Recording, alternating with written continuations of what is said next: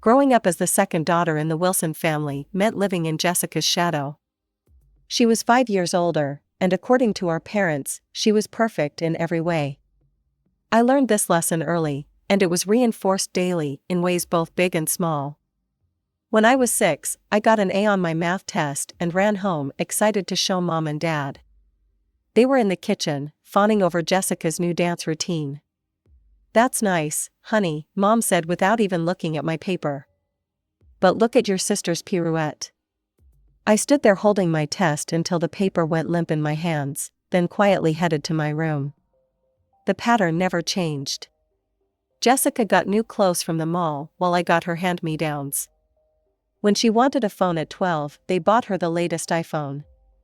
When I turned 12, I got Jessica's old flip phone, and was told to be grateful. "Your sister is going places," Dad would say whenever I dared to complain. "She needs these things for her future." Apparently, my future didn't need much investment. Our paternal grandparents, who lived in the fancy part of town with their swimming pool and perfectly manicured lawn, were cut from the same cloth. Every time we visited, Grandma Margaret would greet Jessica with enormous hugs and excited squeals, while I got a distracted pat on the head. "Oh, Robin," she'd say, like she'd just remembered I existed. "You've grown." The Christmas I was 8 really drove it home. Jessica unwrapped a brand new laptop for her schoolwork. I got a pack of notebooks and some pencils.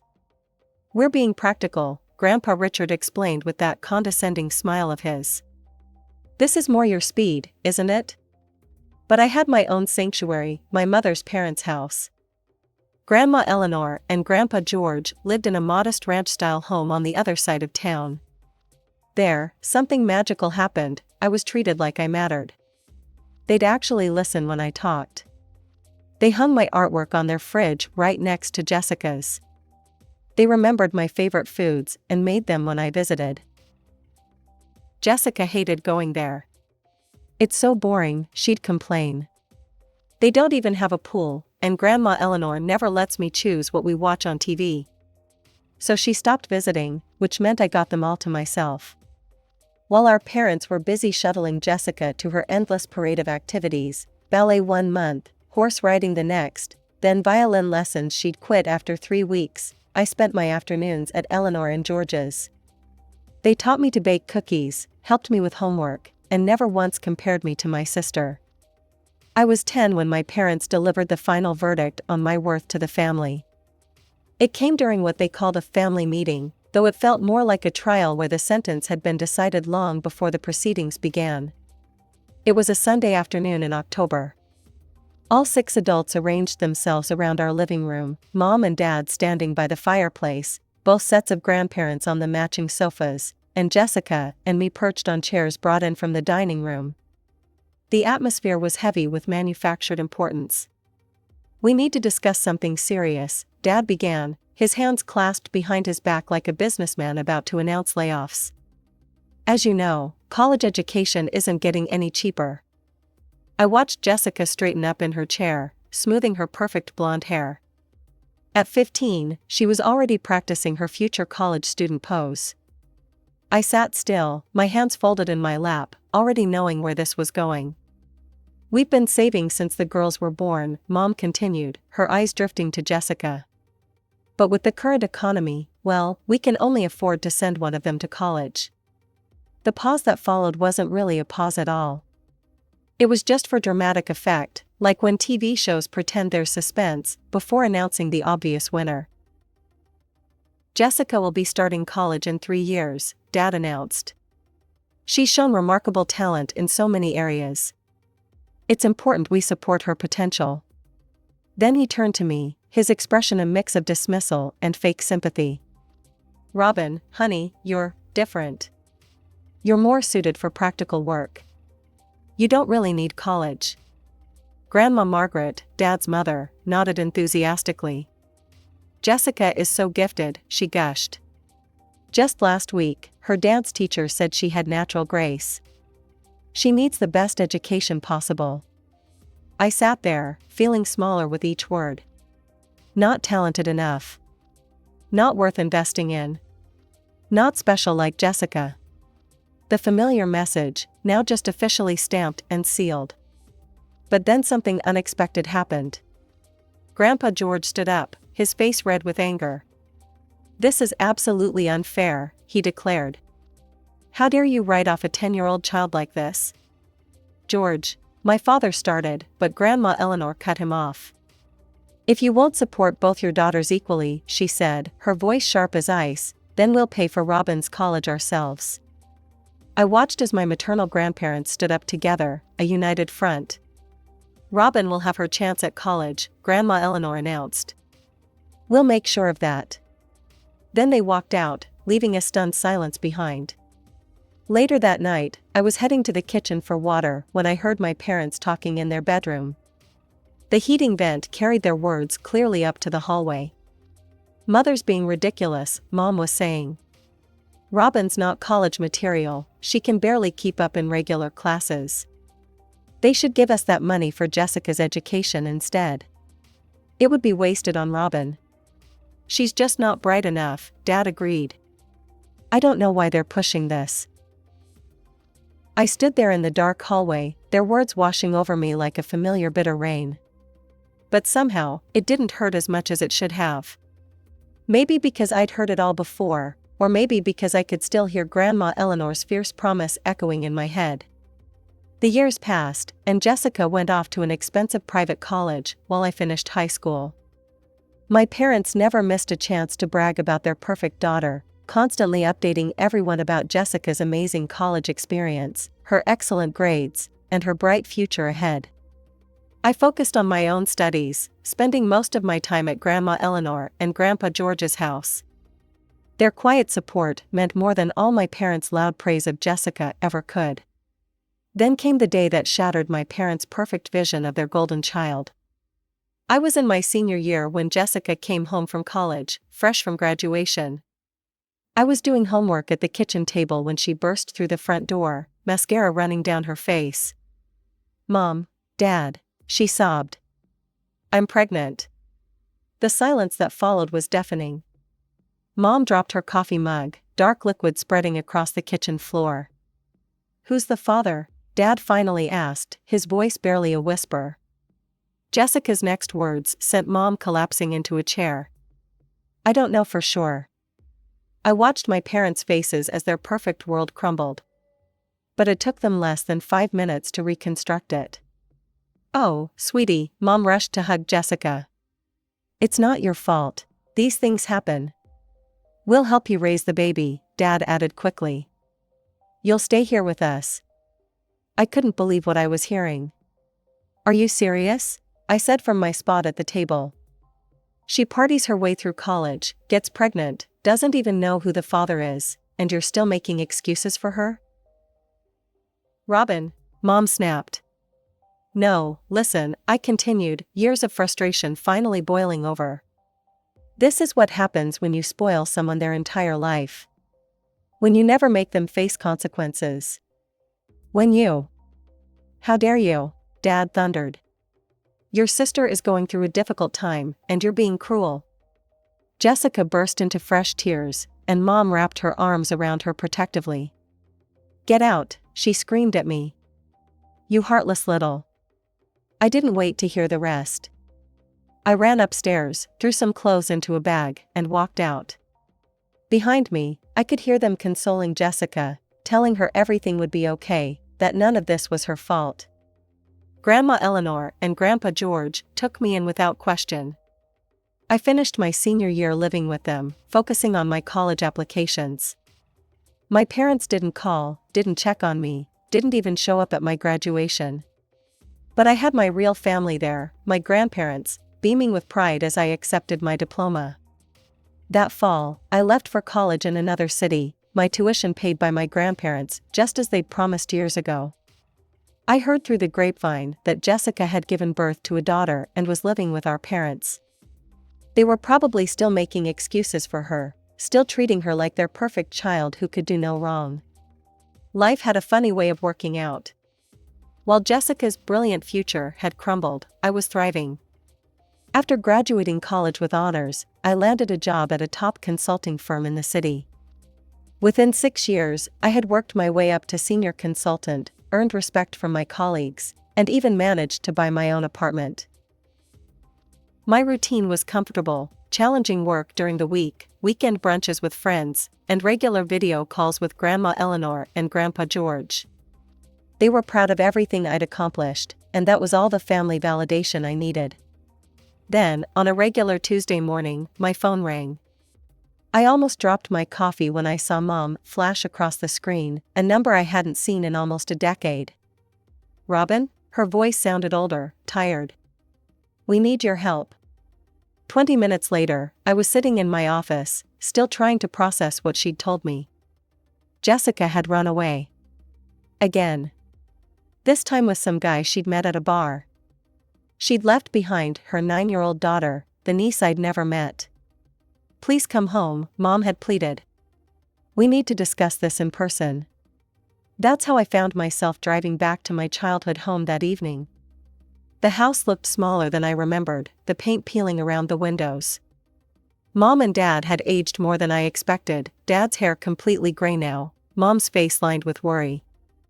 They led me to the living room, the same room where they'd once declared I wasn't worth sending to college. The irony wasn't lost on me. "Jessica's been unstable," Dad began, staring at his hands. "She never kept a job for more than a few months. Different men, different apartments, she always ended up back here." Mom wiped her eyes. "We tried to help, paid her debts, watched Lucy while she worked, or said she was working. But last week, she met this man. Said he was taking her to California to become an actress." She laughed bitterly. "She packed a bag and left. Didn't even say goodbye to Lucy." "We're drowning in debt," Dad admitted, his voice cracking. "Credit cards, personal loans, all to keep Jessica afloat. And now?" I waited for the rest, watching them squirm uncomfortably on the couch that had faded from cream to dingy beige. "We want you to take Lucy," Mom finally said. "Adopt her, actually. You're stable, successful, you could give her a good life. We're too old for this. We can't start over with a child." I sat there, stunned. These people who had written me off as worthless, who hadn't even come to my graduation, were now asking me to take responsibility for a child I'd never met. A child they'd helped raise for 9 years while enabling Jessica's chaos. After my parents went to bed that night, I sat in the kitchen with Lucy. She was nothing like I expected, nothing like Jessica. While my sister had been loud and demanding, Lucy was quiet and thoughtful, with serious brown eyes and a gentle smile. "Do you like to read?" I asked, noticing a worn copy of Harry Potter on the kitchen counter. "I love it," she said softly. "But Grandma says I read too much. She says I should do something useful instead." Over cups of hot chocolate, Lucy slowly opened up. She told me about her life with my parents, how Grandma sighed heavily whenever she had to make Lucy dinner, how Grandpa complained about the cost of her school supplies. They didn't hit her or starve her, but their resentment was palpable in every interaction.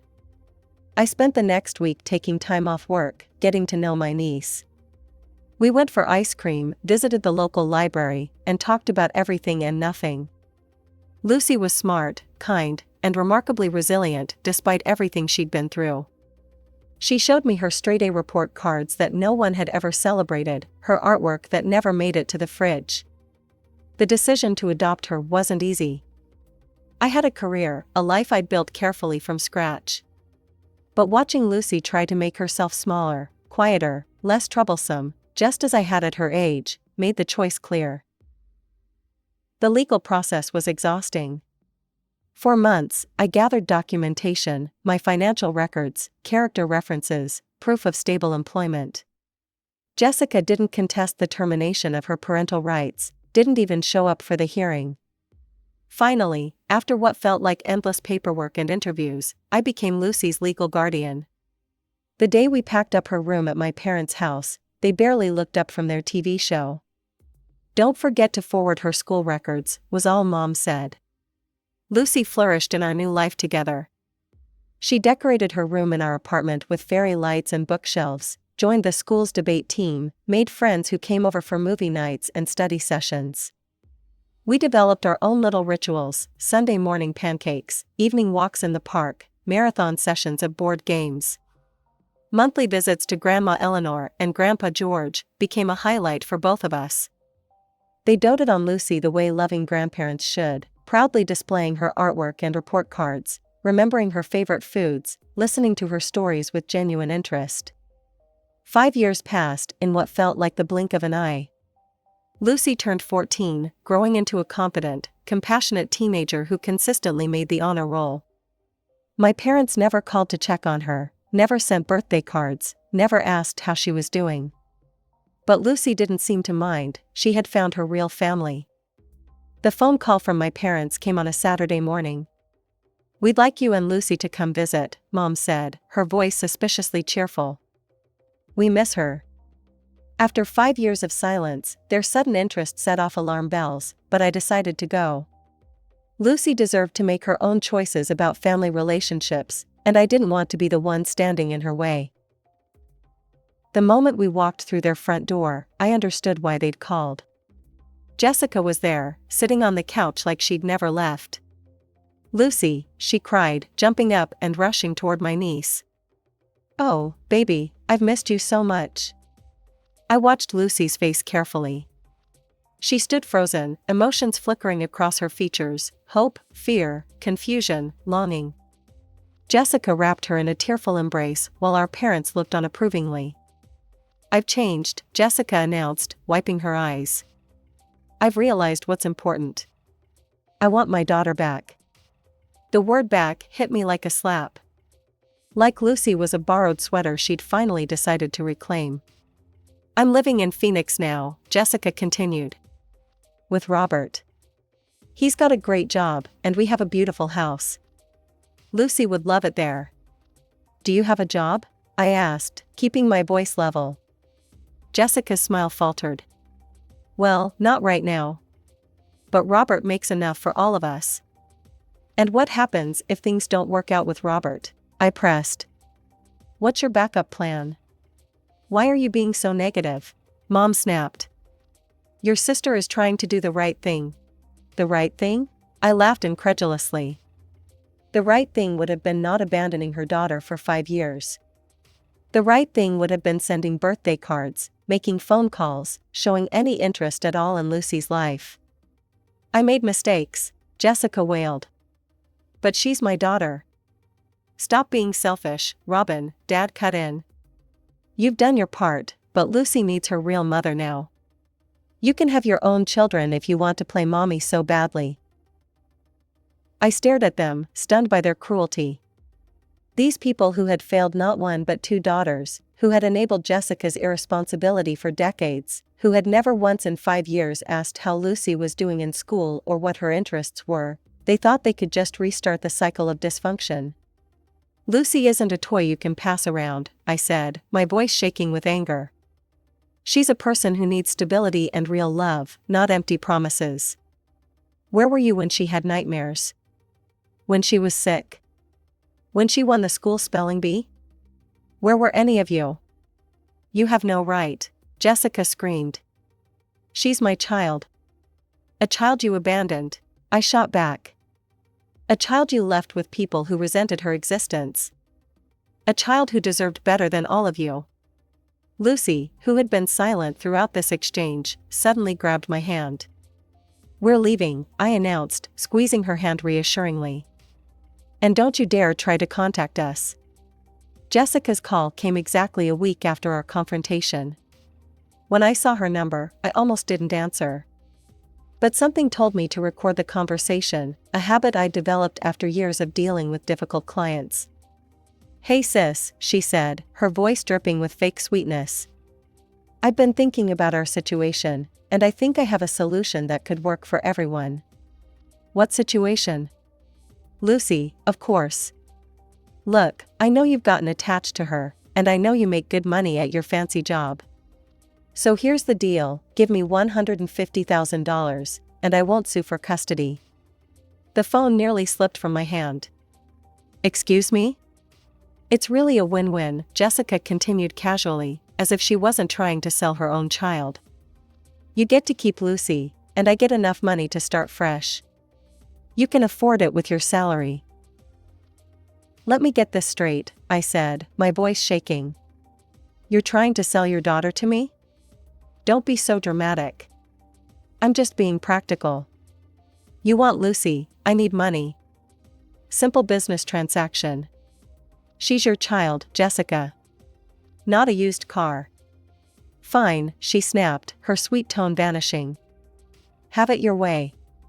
I'll sue for custody, and you'll never see her again. How's that for practical? She hung up, and I sat there, clutching my phone, feeling sick to my stomach. The lawsuit came 3 days later. Jessica's new boyfriend had hired her a slick lawyer who specialized in family court. The initial filing painted Jessica as a reformed mother who had overcome hardship to create a stable home for her daughter, while portraying me as a manipulative aunt who had taken advantage of a temporary situation.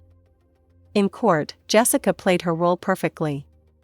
Tears streaming down her face, she told the judge about her journey of personal growth and how she'd found stability with her new partner. She claimed I had alienated Lucy from her, that I was using her daughter to prove I was better than my sister. Our parents testified on her behalf, claiming they'd only asked me to take Lucy temporarily while Jessica got back on her feet. Dad even suggested I was emotionally manipulating Lucy to turn her against her mother. I sat there, listening to their lies, watching them spin their web of deception. But I had come prepared. Your Honor, my lawyer said, I'd like to submit an audio recording into evidence. Jessica's face went pale as her voice filled the courtroom. Give me $150,000, and I won't sue for custody. You want Lucy, I need money. Simple business transaction. The silence that followed was deafening. Jessica's lawyer stammered, trying to object, but the damage was done. Our parents sat frozen in their seats, for once without excuses to make for their perfect daughter. Then Lucy stood up.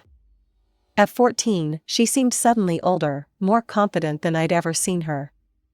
I want to stay with Robin, she said clearly. My mother abandoned me. Robin chose me. She's my real family. I watched Jessica's face crumple, not in genuine grief, but in the realization that she'd lost her leverage. Our parents couldn't meet anyone's eyes. And Lucy? Lucy stood tall, finally free of the weight of her mother's shadow. The judge's decision was swift and unequivocal. Not only did I retain full custody of Lucy, but Jessica was barred from any contact with her daughter. The judge called her attempt to sell custody morally reprehensible and a clear indication of unfitness as a parent. I watched Jessica crumble in her seat as the ruling was read. Her boyfriend, who had been sitting in the back of the courtroom, stood up and walked out without a word. Later, I heard he'd left her the same day, disgusted by her attempt to sell her own child. My parents tried to catch us in the courthouse parking lot. Robin, please, Mom called out. We can work this out as a family. I turned to face them one last time. Family? You haven't been family to either of us in years. Lucy deserves better than what you did to me, what you let Jessica do to her. But where will Jessica go? Dad demanded. Robert left her. I laughed, but there was no humor in it. Of course. Still worried about Jessica, even now. Some things never change. Jessica moved back in with our parents, exactly where she'd started. The golden child, still being coddled, still being excused, still failing to grow up. But this time, her failures had cost her something irreplaceable. Life went on. Lucy threw herself into her studies with renewed energy, as if the weight of uncertainty had finally lifted from her shoulders. She joined the school's newspaper team, started taking photography classes, and began talking about wanting to study journalism in college. You know what's funny? She said one evening as we were making dinner together. For years, I thought something was wrong with me because my mom kept leaving. But now I realize she was the one with the problem. She never knew how to love anyone but herself. I hugged her tight, amazed by her wisdom. You're the strongest person I know, kiddo. Grandma Eleanor and Grandpa George remained our constant support system. Sunday dinners at their house became a sacred tradition.